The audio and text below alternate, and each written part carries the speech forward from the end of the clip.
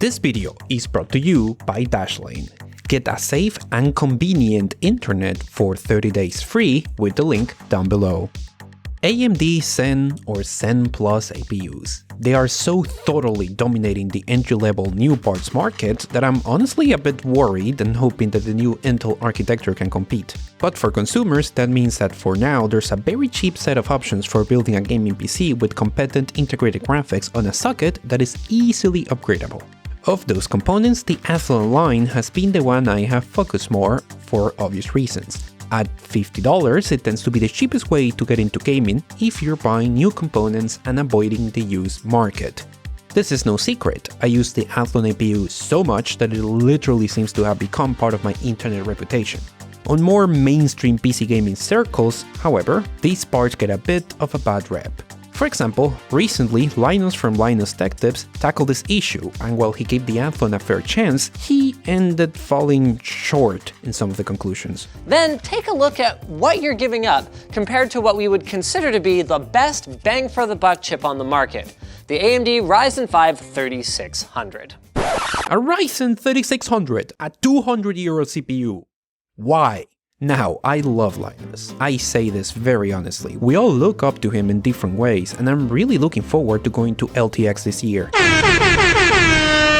And I think this is less Linus is wrong and more a certain lack of perspective. I like that it's rather common in forums and Discord conversations I see on PC gaming circles, so I can perfectly use this as an example.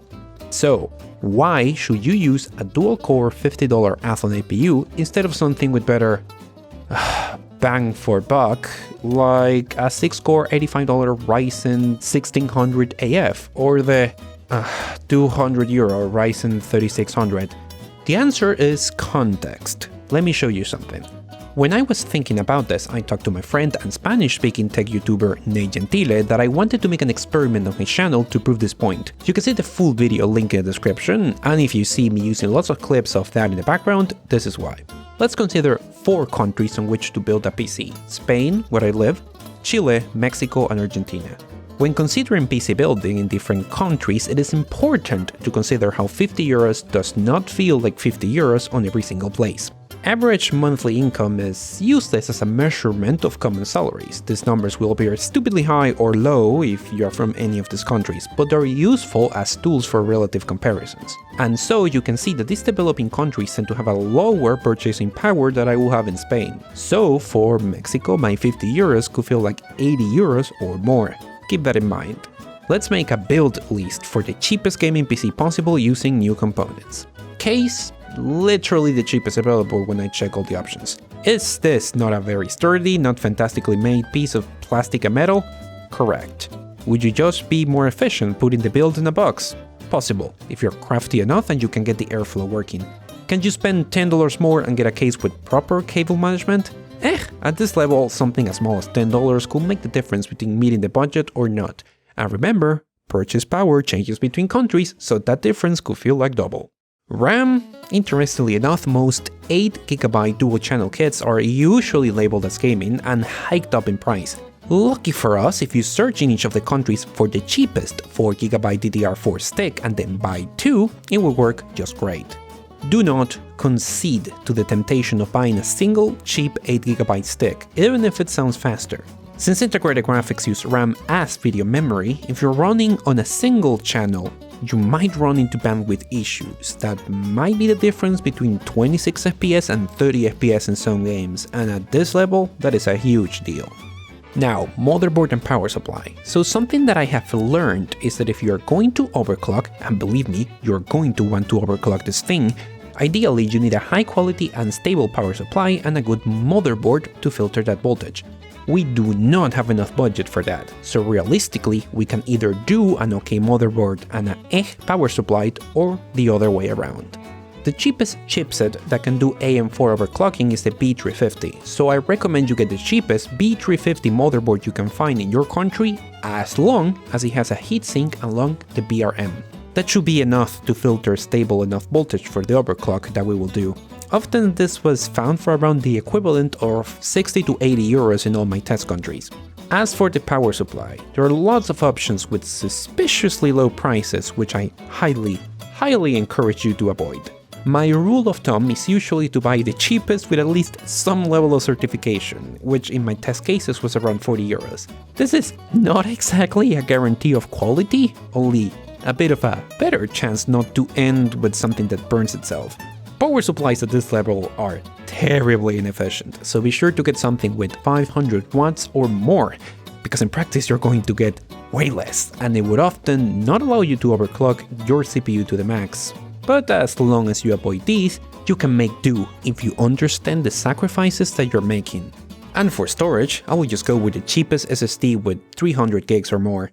The introduction of a lot of Chinese brands into the market has made low-end SSDs incredibly cheaper during the course of the last couple of years. These cheap SSDs have low-quality memory controllers that make them much slower. For SSD standards, even the worst SSD is going to be faster than a mechanical hard drive, and to get Windows stable, that is all you need. So far the build is up to something between 200 and 250 euros. Let's give it some life and pick a CPU and GPU. And that is when we get to the Athlon 3000G APU, a very inexpensive dual-core 4 threads Vega 3 graphics APU. Now the criticism that most usually throw at this part is its low FPS per dollar. People in tech space love the idea of optimizing bang for buck, in the sense of finding just the right components that get the most performance per dollar possible.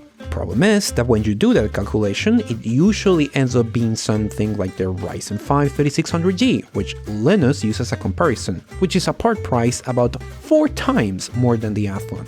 And remember, relative income in some of the example countries is way lower, so that difference feels way steeper. Bang for buck means nothing when it ends up pointing you to a component that you just will never be able to afford. I can say that by experience. But hey Alex, what about the Ryzen 5 1600AF? AMD released a new version of an old 6-core CPU for just $85. Except that I have only seen it in Spain for 100 euros, and it's just plainly not available on the websites I was using for the other countries. Funny story about these bargain parts, somehow they tend to be much harder to find outside the US. But Athlons are everywhere, except for Venezuela, because, you know, Venezuela. Now to mention a key issue with the 3600 and 1600, they do not have an integrated GPU and will necessitate buying a GPU on the first purchase. One of the great things about APUs is that their integrated graphics are competent enough to essentially function as a stopgap solution to divide your purchase in 2 parts. You can just buy the APU and use it to power your entire PC until you can afford the GPU, and then upgrading is just adding something to the PCIe slot. Easy. Hey Alex, why not just buy a 2200G? That's much better and should be cheaper. Look, if you can find a 2200G close to the Athlon price, get it, that's a great, fantastic deal. In practice, being an older part, I often saw it as not available, or in some countries they tend to add a premium for anything labeled as gaming, putting it close to the 3200G in price, so in other words, almost double the price of the Athlon. And remember, if you're thinking it's just 50 euros, 50 euros feels like a great deal more when your average income is... okay, you get the point, I have hammered on that long enough.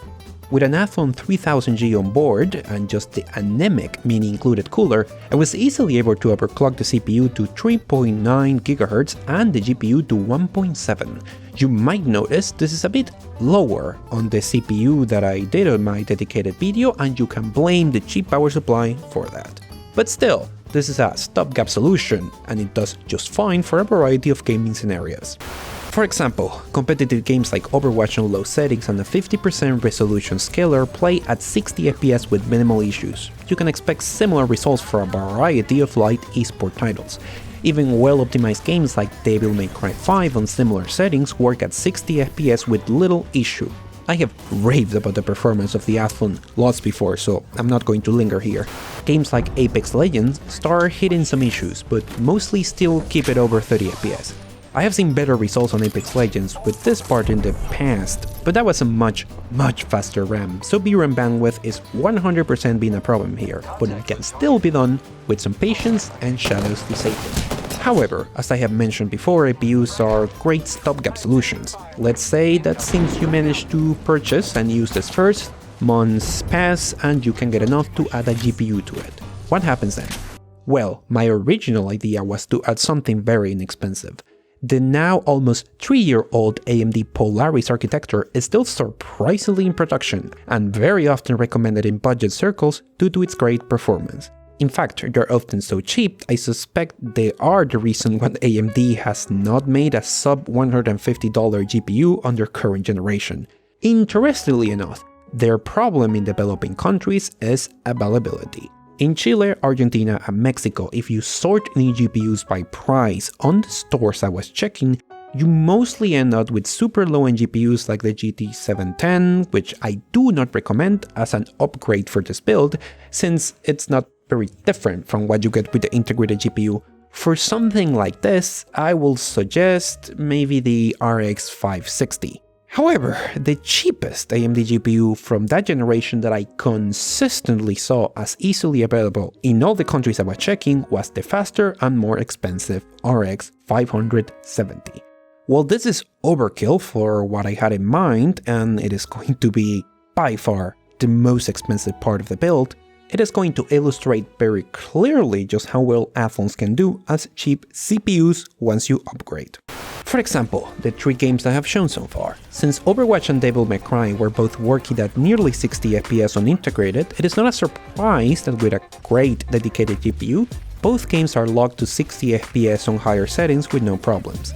Apex Legends, the game that causes the EPU the most trouble during combat, is now squarely a 60 FPS deal on the higher settings with literally no issues. How is that for an upgrade? Now, the concern a lot of people have with going for a dual core is that it is going to become a problem with any newer heavy game. And while it is true that reaching 60 FPS is going to be difficult in some titles if you only have a dual core, the heaviest games that I know in terms of CPU usage, which are Red Dead Redemption 2 and Assassin's Creed Odyssey, could perfectly maintain a 30 FPS lock through the session, which, worth noting, is the frame rate you get on consoles, even on the fancy pro ones. And thanks to the dedicated GPU, you can either use a low balance preset on Red Dead Redemption 2 or a high preset on Assassin's Creed. Look, there are better bang for bucks parts that can do 60 FPS, but the reality is that when you're in a country where those components are simply not an economic possibility, entry-level parts like the Athlon provide an easy path for PC gaming. When the used market is just out of question, which is often in less fortunate countries. The decent integrated GPU allows you to segment the purchase in 2 parts, and its reputation as a general use brand makes it surprisingly easy to find close to normal prices in many countries, where other budget options are either priced up or just not existent. As a CPU, it can do 60 FPS on a variety of games and at least console frame rates on the heavier stuff out there. And as a stopgap GPU, it can do pretty well on a lot of the lighter and medium titles. And for the heaviest ones, well, I got other videos for that. And once you build your dream budget PC and install your game store of choice, the next thing you should get is Dashlane, this video sponsor. Dashlane is a mobile and desktop app that gives you a shortcut for everything you do online. It fills forms fast with one-click logins and autofills for personal information and payment details. It auto-logins you into websites and services using safe passwords. It responds easily to breaches and hacks with personalized security alerts. It has a built-in VPN that lets you access the content you want when you want it, or you just don't want your internet provider to know each website you go to. It works everywhere, on every device, across Mac, Windows, iPhone, Android, and it syncs between devices. Passwords and personal data are locally encrypted, and not even Dashlane can access them without your password, and it's definitely better than solutions like logging with Facebook, which, seriously, at this point, does this even need an explanation? Honestly, I have Dashlane installed on basically all the PCs I personally use, and it has been instrumental both in making my life easier with my growing number of accounts and passwords, and making me feel safe from the growing number of data leaks that come as a result. Here's the good news. If you go to dashlane.com/LowSpecGamer, you can test this yourself with a free 30-day trial of Dashlane Premium, where you can see these features in action, and if you like it, you can use the coupon LowSpecGamer at checkout for the 10% off discount. Thank you to them for sponsoring this video and supporting the channel for this long, and you for watching.